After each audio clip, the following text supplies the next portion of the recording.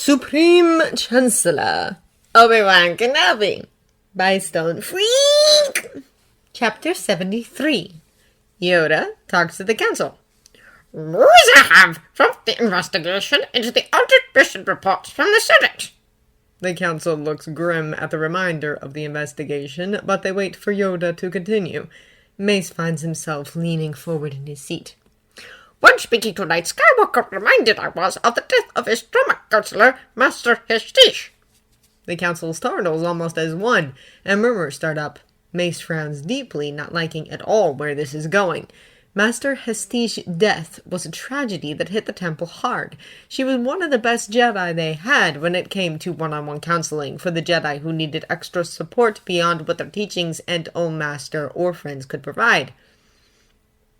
However, if Master Yoda is bringing it up now, in relation to this particular investigation, realize it did. That of taking away his main support his master, the Sabator did. Take away his mind theater, they may too. Master Yoda stares at the floor, ears drooping, and he leans heavily on his gimmer stick.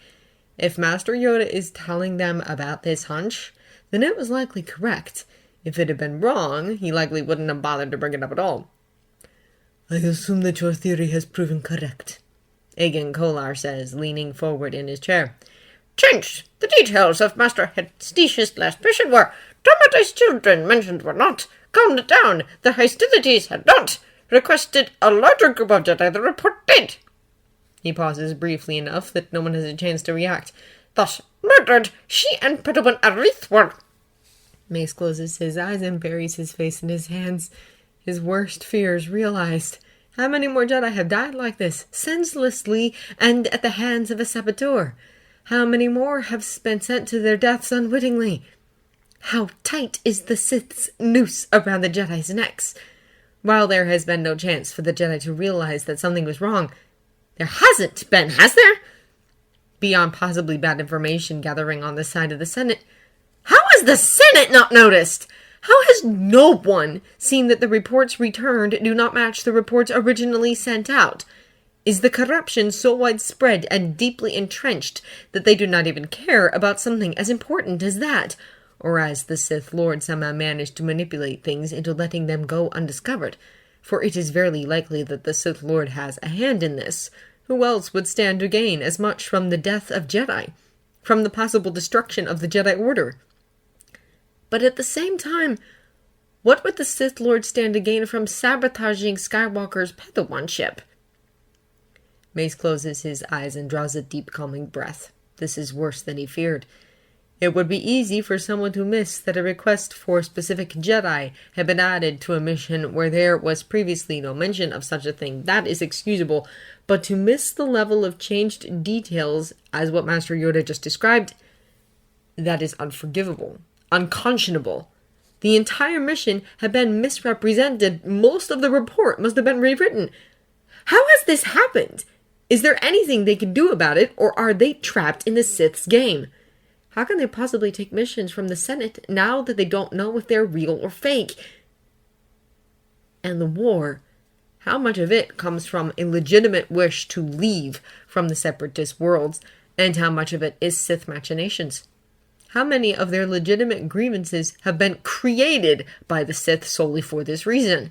With Dooku at the helm, a confirmed Sith, it's not a coincidence. This, like everything else, must be the Sith Lord's plan. How large is this plot? How have things managed to get so bad so quickly?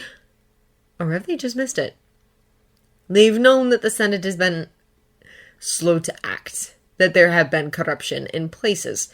They've known that the Republic has been far from perfect, but this is worse than they could have ever imagined. How long has the Sith been planning this?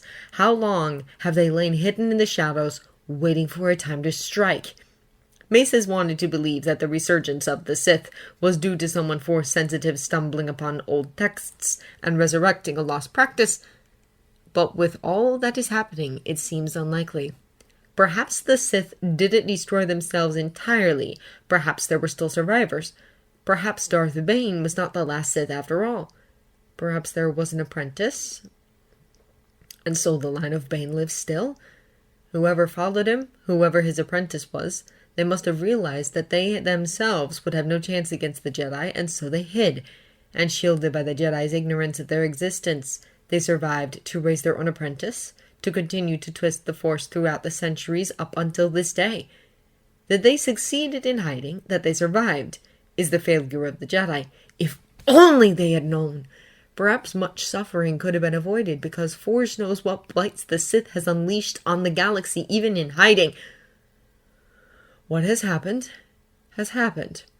Dwelling on the past will not change it. All they can do is look forward towards the future. Mace drums his fingers against the armrest of his chair. He returns to an earlier train of thought. Why did the Sith Lord want to sabotage Skywalker's Padawanship? Why Skywalker in particular? Did they want him due to his strength in the Force? Were they hoping for an apprentice? Did they think that because he came late, because of his previous experiences, he would be easier to sway to their side? But how would they have known? Not even the Council had known at first that Skywalker had been a slave that Qui-Gon freed to take to the temple. In fact, Skywalker's background as a freed slave is in the redacted sections of his profile, not the public one that's open to other Jedi. And even if it had been in the public Jedi records, the Sith Lord would have to be a Jedi to access those records anyway. No, it doesn't make sense. If that's it, then how did the Sith Lord know? Or perhaps they didn't. Perhaps they only saw a child that came late and thought that made him vulnerable. He pauses. No, Skywalker wasn't inherently vulnerable. A child who comes late is at a disadvantage, will struggle with teachings that would have come much easier to them had they arrived early.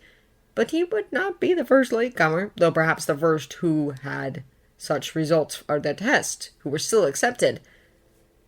The first to be rejected, but later accepted anyway. No one else would have had a backer such as Qui-Gon and later Obi-Wan. Even so, Mace believes Skywalker would not necessarily have been outright vulnerable. The Sith made him vulnerable. And with how much time he spent with former Chancellor Palpatine, and thus around the Senate in general, it wouldn't have been hard for the Sith Lord to gain access to him, would it? Was Palpatine manipulated by the Sith Lord? Was that why he had such great interest in Skywalker? To go so far as to demand access to the boy, using his station as leverage? To Mace, it seems like the interest goes beyond just gratitude for Anakin's role in saving his own planet. Could Palpatine have been under a Force compulsion to get Anakin out of the temple walls without his master present? Well, even if that were the case, the Sith Lord has clearly failed. While unorthodox and with some bad habits, and Skywalker is not the only Jedi with bad habits. Skywalker is still a Jedi. Shaking his head, Mace sighs. He needs to stop speculating. The investigation regarding the missions and Skywalker's Padawanship hasn't finished yet. Time will tell just how far the sabotage went, though it's already clear that it went more than far enough.